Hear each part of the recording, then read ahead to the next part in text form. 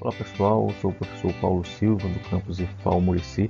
Para quem não me conhece, eu sou professor de Química 1, tá certo? E hoje a gente já vai iniciar tabelas periódicas, tá certo? A gente vai passar um pouquinho pela introdução e as características. Depois em outra aula a gente vai falar um pouco mais sobre propriedades periódicas, beleza? Então se liga aí na aula, vamos lá.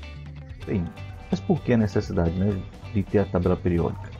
Como qualquer colecionador, se você colecionar cartas, cartões ou outra coisa qualquer, você quando começa a ter muitos materiais, tá certo, para colecionar e para organizar, você vai ter que ter uns padrões para organização. E isso não é diferente com a química, tá certo? E nem com outras coisas do nosso dia a dia.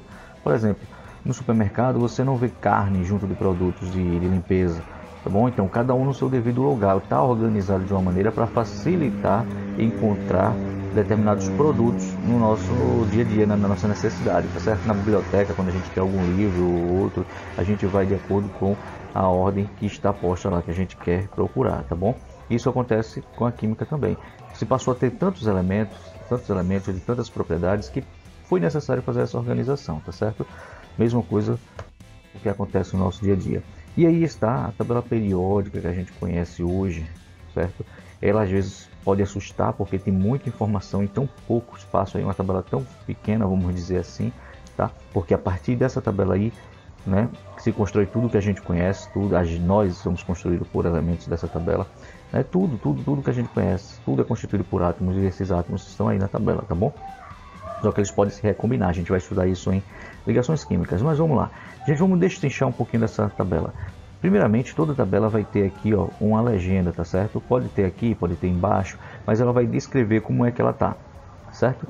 Ou seja, nessa aqui, número atômico vem em cima, esse símbolo aqui vem no meio, que é esse H, por exemplo, certo? H, no caso de carbono aqui, ó, C, certo? Entre outros elementos aí, entre outros dados que ela nos fornece, como nome e massa. Por exemplo, aqui, né, número atômico 4 significa que ele tem 4 prótons. Berílio, o símbolo é Be, aqui está o nome berílio, e a massa dele embaixo, 9,0121, aproximadamente 9, não é isso? Beleza? Cada tabela vai ter isso aí, mas vamos entender aos poucos e bem detalhado os dados da tabela. Vamos lá. Então, pessoal, como sempre, a gente tem que ter um breve histórico, né? Vamos lá. Bem, devido a muitos elementos que tenham surgido naquela época, no início do século XIX, os cientistas tentaram organizar a tabela de várias maneiras, tá certo? Uma delas foi pela massa e algumas propriedades. O Dobereiner, por exemplo, ele viu que o lítio, o sódio e o potássio, entre outros elementos também, a média aritmética, por exemplo, do lítio e com o do potássio, dava massa do sódio. Ele viu essa relação de massas entre muitos, mas isso não se repetia em toda a tabela, em todos os elementos que existia naquela época. Tá certo? E lembra que aí era em massa, porque não existia o conceito ainda de próton. Aí o modelo que imperava aí era o modelo de Dalton, tá certo? Ainda não tinha surgido o modelo de Thomson, aí o átomo ainda era indivisível. Outra tentativa de organizar foi o parafuso telúrico, né, de Charcot. Ele tentou organizar no cilindro através das massas e viu que ela vai aumentando em forma de espiral, ficou conhecido como parafuso telúrico. Vamos lá.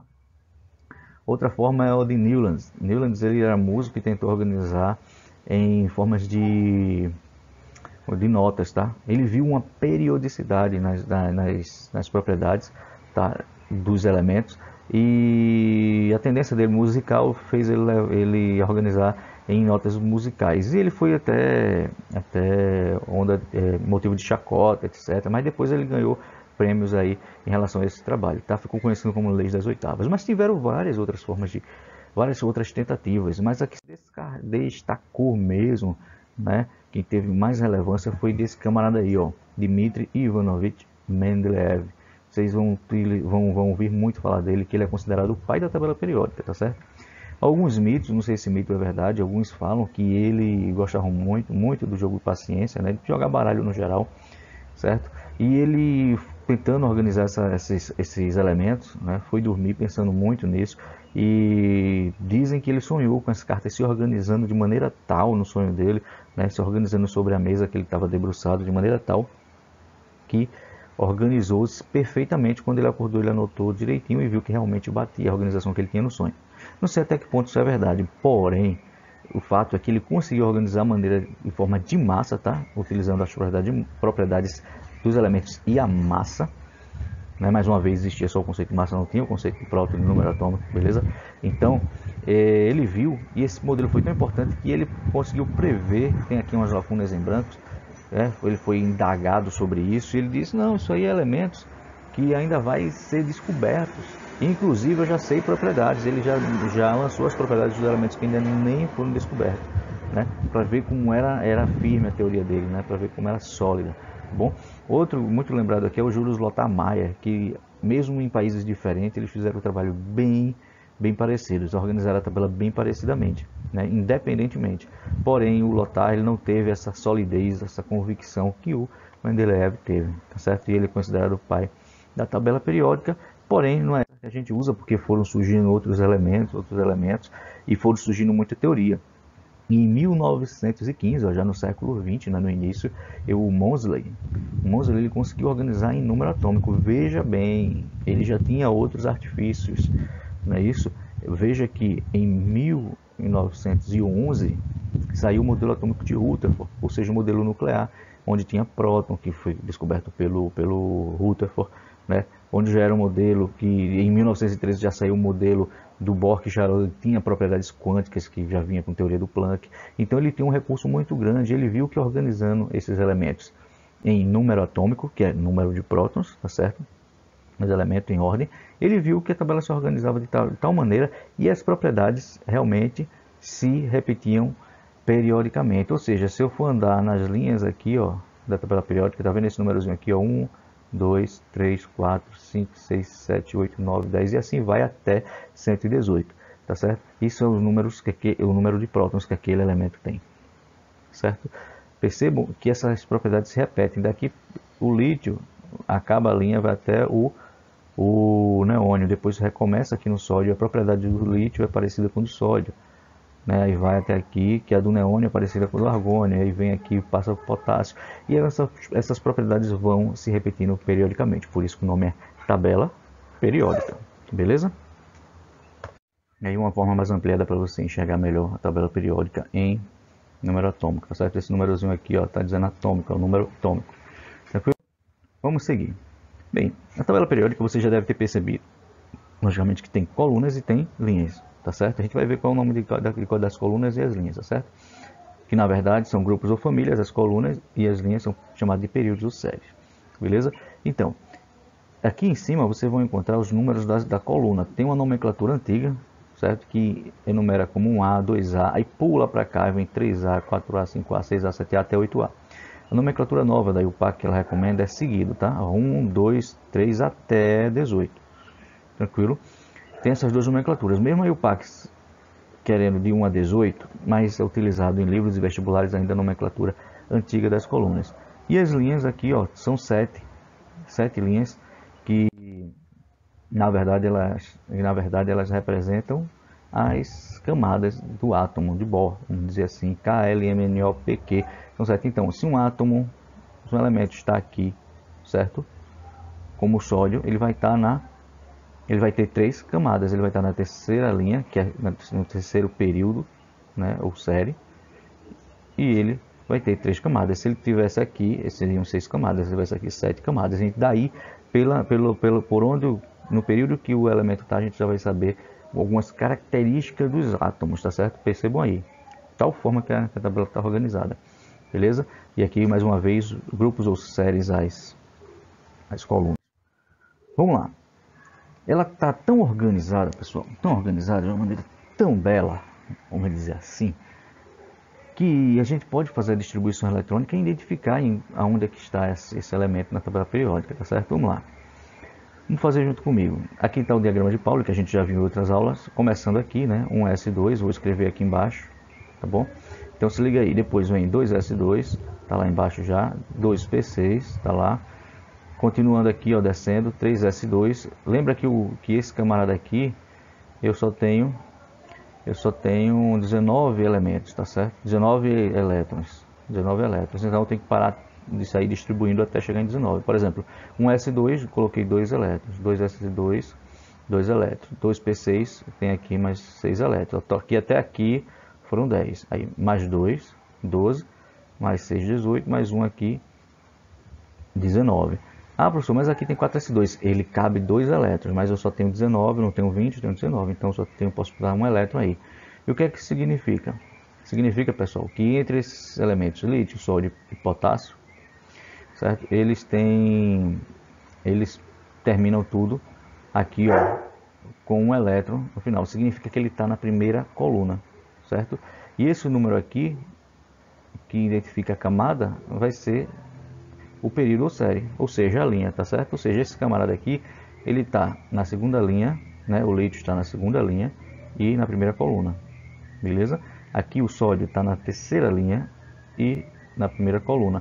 O potássio está na quarta linha e na primeira coluna. Ah, professor, então poderia dar 2, 3 em cima lá, na terceira coluna e etc. Pode sim, vamos ver alguns exemplos, tá? Vamos só conferir aqui, ó. O lítio, como eu disse, está na segunda linha, no segundo período, né? O sódio no terceiro e o potássio aqui na quarta e está na primeira coluna. Vamos lá ver outros exemplos aí. Tem aqui o potássio, tá vendo o potássio que a gente já fez, terminou no quarto período aqui, certinho. Olha aqui, ó, que pode ser um A ou um, né, o número das colunas. Vamos lá, o cloro. O cloro, se eu fazer a distribuição eletrônica, na última camada, tá vendo aqui, a última camada é a terceira camada. Pode ver, 3s2, 3p5, ele tem 3 camadas, então ele está na terceira linha, ou seja, no terceiro período, tá certo? Ele está no terceiro período. Um momentinho aqui. Vou riscar no terceiro período e tem 7 elétrons aqui, ó, 2 elétrons daqui mais esse 5 está na última camada, tá? Vai dar igual a 7, então ele está na 7A ou também conhecido como 17, ó. 7A ou na 17 pela IUPAC. Pessoal, lembra que a última camada vai ser esses dois aqui, ó, tem 3 aqui, a última camada. Nesse caso do neônio aqui, ó, o neônio, a última camada está aqui, então ele tem 2 elétrons mais 6 elétrons, são 8. Então ele está na família 8A, coluna 8A ou 18, tá certo? Aqui 8A ou 18. Então, a partir da distribuição eletrônica de Pauli, a tabela está tão linda, organizada, está bem organizadinha, que você consegue ir lá e saber onde é que está tal elemento. Beleza? Então, pessoal, vamos esquecer não, tá? Colunas é chamado de família, tá? Ou grupo. E as linhas, tá? Chamado de período ou série. Não esquece disso. Assim como a gente, os elementos participam de uma certa família e têm nomes, tá certo? Eles têm nomes, essas famílias. Beleza? Vamos lá. Começando por ali pelos metais alcalinos. Os metais alcalinos, deixa eu mudar aqui o ponteiro. Os metais alcalinos estão aqui na primeira coluna, certo? A segunda coluna é chamada de metais alcalinos terrosos. Não vou entrar muito em detalhe nisso. Perceba que eu estou usando outra tabela aqui atrás, ó, tem já uma legenda, sempre vai ter, tá certo? A gente vai pular dessa segunda já para 13 lá, que também é chamado de 3A, que é a família do boro. Esse aqui é mais fácil de você, vamos supor, aprender, tá certo? Porque o primeiro elemento é o nome da família. Como aqui o primeiro elemento é o boro, então família do boro. Essa outra aqui é a família do carbono. A família 5A é a família do nitrogênio. Agora esse aqui muda, tá pessoal, o nome. A família do oxigênio é chamada de calcogênio. Então é importante você saber disso. Ah, professor, isso é besteira, saber a tabela. Beleza, eu não quero que você decore a tabela não, eu quero que você aprenda a usar. E algumas propriedades você tem que saber o nome. Por exemplo, família dos calcogênios. Chega lá no enunciado de uma questão e tiver isso aí. Os calcogênios, que você já sabe que é da família 6A. Né? Eles têm 6 elétrons na camada de valência. E aí você sabe que ele precisa de 2 elétrons, faz 2 ligações. Tem várias coisas que vocês podem estar tirando daí, tá certo? Que a gente vai aprender com o passar do curso. A outra aqui é a família dos halogênios, certo? Tem aquelas lâmpadas halógenas. Lâmpadas que têm gases desses halogênios lá dentro, rarefeito, e quando excitados, ele emite luz. Então, por isso que chama lâmpada de halogênio muitas vezes, tá bom?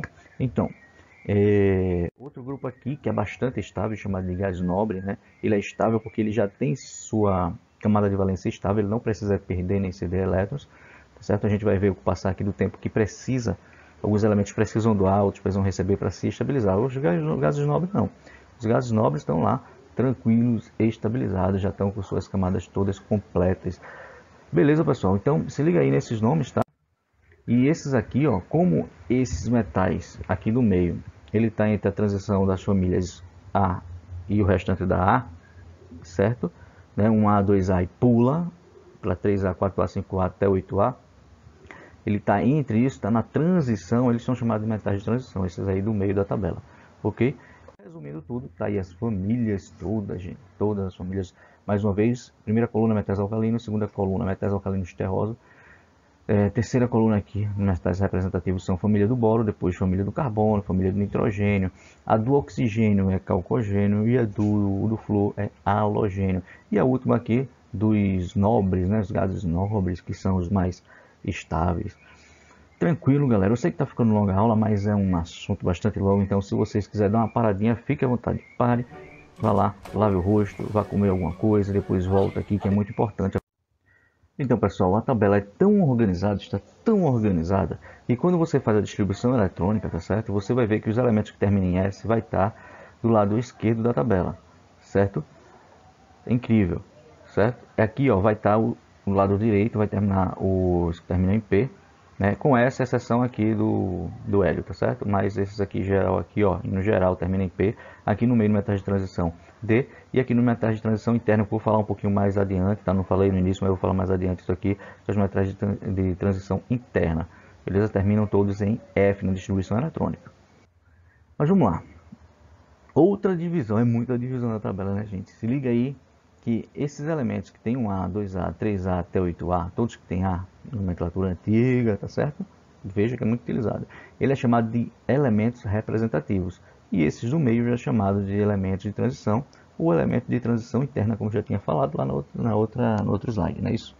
Então, pessoal, se liga aí que é muita informação, muitas divisões, a tabela está tão organizada que quando você vê, tá lá todas as divisões. Por exemplo, aqui, né, tá os metais, a maior parte da tabela periódica, né, a maioria é formada por metais, essa parte rosa toda são metais, beleza?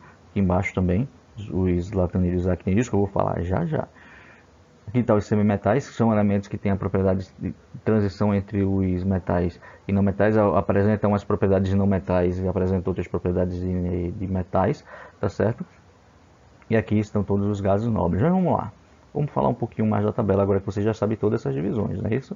Você já sabe o nome das famílias, você já sabe que as linhas representam as camadas, tá? E as colunas, cada coluna, os elementos terminam com um certo número de elétrons na última camada, beleza? Tem várias informações. Mas eu queria falar a respeito desse camarada aqui também, ó. A família do lantanídeos e actinídeos, tá certo? Porque eles terminam todo em F e eles estão aqui, ó, do número 57 a 71. Beleza? Então, se foi preferido tirar ele da tabela, para a tabela não ficar muito grande, porque senão essa parte teria que entrar aqui entre essa parte amarela e essa parte rosa aqui, ia ficar grandona a tabela, grandona. Não ia caber numa folha, né, com tanta informação assim. Mas enfim, esse é chamado de transição interna porque ele está aqui internamente e é chamado de família do lantanídeo, porque aqui está o lantânio, e dos actinídeos, porque aqui está o actínio, tá certo? No início dessas famílias, certo? Da esquerda para a direita. Só eu contar aqui, ó, 57, 58, vai até 71, aqui 89, 90, 91 e no até 103. Beleza, galera? Espero que vocês tenham entendido até aqui. Mas não acabou não. Eu sei que a aula já vai aí com quase 19 minutos, mas vamos lá, tem que bater firme nisso aí. Eu deixei vocês um pouquinho solto, eu disse a vocês que eu ia exigir de vocês essa semana. Então, fica aí, vamos embora. Bem, então a gente viu que ela seria dividida em metais, semimetais, ametais, gases nobres e hidrogênio. Vamos passar parte por parte dessa divisão, certo? Você vê aí a parte lilás, todos os metais, lítio, berílio, magnésio, potássio, cálcio. A gente é feito de metal, nossos ossos, a maioria é o que? Cálcio, galera, cálcio é metal, alumínio você já sabe, né? Potássio, sódio, sal de cozinha tem lá metal, só que ela é iônico, tá certo? Mas o metal em si, no estado elementar, né, o estado zero, ou seja, quando ele não perde elétron nem ganha, ele vai ter umas certas propriedades. Por exemplo, eles conduzem calor. As panelas é feito de alumínio ou de aço inoxidável, você sabe que se o cabo da panela for de metal, ela vai conduzir calor e você pode se queimar lá quando for tirar a panela do fogo, né? Conduzem corrente elétrica, não é à toa que o cobre é utilizado, apesar do cobre ser caro, ele é um bom condutor, tá certo? Por isso que ele é utilizado em fiações aí da rede pública e em nossas residências também. Além disso, os metais têm brilhos característicos que é utilizado para fazer joias, né, como ouro, prata. Tá aqui, ó, o ouro, a prata, tá aqui a G, platina, entre outros, que é utilizado o cobre aqui, níquel. Todos esses são utilizados para fazer joias, tá certo? E além do mais, eles são dúcteis, né? Formam fios, que a gente sabe muito bem disso. São maleáveis, formam lâminas, tá aí a faca, aquela lâmina gilete que a gente conhece muito bem. E com isso eles são muito resistentes. Não só a parte física, né, a deformação física, mas também a passagem de estado. Por exemplo, existem altos pontos de fusão e pontos de ebulição. Está aqui, pontos de fusão e pontos de ebulição altos, beleza? Essas são as características que muitos a gente já conhece, mas não é nada demais tá enfatizando isso aqui, beleza? Vamos lá. O próximo grupo aqui na tabela periódica são os dos semimetais, tá certo? Alguns semimetais eles vão possuir características metálicas, ou por exemplo o brilho, a condução elétrica, tá certo? Mas às vezes tem uns que não conduzem corrente elétrica, mas são brilhosos, outros são brilhosos, não conduzem corrente elétrica, são opacos e conduzem corrente elétrica, entre outras coisas, tá certo? Ou seja, ele não tem a característica total do metal, mas também não tem do metal, fica nessa transição, tá certo? Por exemplo, são utilizados, principalmente silício, né? É utilizado em materiais eletrônicos, porque são baratos e alguns semimetais são bastante condutores, então fica, além de ser mais leves do que o metal, são bons condutores. E por exemplo o silício, ele é bastante encontrado aí, é muito abundante na face da Terra. Bom, tá aqui algumas propriedades deles, nós vamos perder muito tempo não. Vamos falar de um mais importante também, um dos mais importantes grupos, que são dos ametais ou não metais. Tá aqui em verdinho, ó, tá aqui em verdinho. Beleza? Algumas características. Tem tendência de ganhar elétrons. Por quê? Eles têm da família do carbono 4 elétrons, 5, 6, 7. É mais fácil ele ganhar para completar 8 da regra do octeto, que vocês vão saber daqui a pouquinho, mas do que ele perdesse todos esses elétrons. Ele tem a tendência de ganhar. Eles não são bons condutores de calor, tá certo? Eles são isolantes térmicos, tá certo? Ele não conduz feitos metais. Não são bons condutores de eletricidade, com exceção do carbono. O carbono lá, o grafite, o grafite, entre outras estruturas do carbono, ele conduz sim, certo? No geral são opacos. Tá aqui um exemplo de cloro, bromo e iodo. O cloro na temperatura ambiente é gasoso, o bromo já é líquido e o iodo é sólido, beleza? Tá aqui, ó, cloro na tabela, bromo e iodo descendo aí, beleza? Na mesma família. Vocês podem ver aqui como são opacos e se fragmentam facilmente, não é como o metal, né? Dá para diferenciar tranquilamente. E vamos entrando aí agora com os gases nobres, né? Os gases nobres são bastante estáveis e eles não reagem facilmente com ninguém, tá certo? Porque ele já tem seus elétrons completos, sua camada de valência completa, com 2 ou 8 elétrons na camada de valência. Eles são muito utilizados em letreiros, né? Hoje menos, agora estão se utilizando muito LED, mas era utilizado muito em letreiros aqui, luminosos, né? Até hoje ainda é utilizado. Existem aquelas lâmpadas de farol de xenônio e neon, é justamente por causa do xenônio e o neônio, são dois gases nobres utilizados para produzir essa luz intensa com alto potencial, beleza? Vamos lá, vamos continuar. E por último, esse camarada que não se encaixa em família nenhuma, é o hidrogênio. A gente colocou ele aqui na primeira coluna porque ele só tem um elétron. Se termina com um elétron na primeira coluna, mas ele diferencia de todos, tá pessoal? Ele não tem características de nenhuma família aí, por isso que a gente botou ele ali, certo? E sempre destaca ele aí. Ele foi muito utilizado logo no início do século XX nos dirigíveis, né? E como ele é bem leve, ele enchia, aquele balão era cheio de hidrogênio, bem leve, e aí controlando, subia ou descia ali aquele balão. Porém, ele é muito inflamável. Bastante inflamável. Teve vários acidentes aí. E se decidiu, né, com a tecnologia, o avanço da tecnologia do avião, logicamente, também decidiu parar de utilizar esse tipo de transporte. Tranquilo, pessoal. Muitos alunos me perguntam, professor, hidrogênio é inflamável? Tem na água? Dá para separar? Tem. Dá, muita gente utiliza. Aí tem vários projetos aí de separar hidrogênio através de eletrólise de hidrogênio do oxigênio da água e aí botar para queimar depois e produzir calor, né, energia química e energia mecânica. É possível sim. beleza? É isso, pessoal. Essa aula ficou longa, mas é porque é muito detalhe. Algumas vezes eu falei muito rápido aqui, mas se vocês tiverem paciência, pausa, escuta de novo, assim, vocês vão ter que parar para assistir, certo?